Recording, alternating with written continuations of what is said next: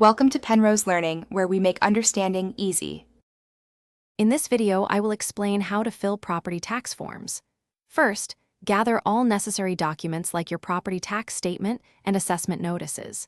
You'll also need income statements, receipts for any property improvements, and documents supporting any exemptions you claim. Make sure your property identification number, often a 10-digit code, is easily accessible. Having these items ready will streamline the entire process, saving you time and potential headaches.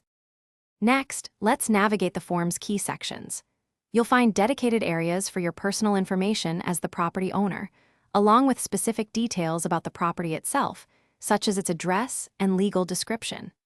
Pay close attention to sections for the assessed value, where you can apply any eligible exemptions or deductions. Also, be sure to report any new construction or significant changes to your property's value in the designated fields.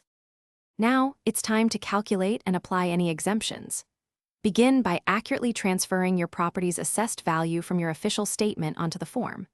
Then, carefully apply all eligible exemptions, such as a homestead exemption, which can reduce your taxable value by several $1,000s, or any veteran benefits you qualify for. Double-check all your calculations to ensure every number is correct, as even small errors can lead to discrepancies. Finally, a thorough review and timely submission are crucial.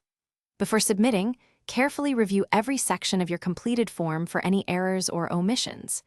Ensure all required fields are filled and that you have signed and dated the form in all designated areas.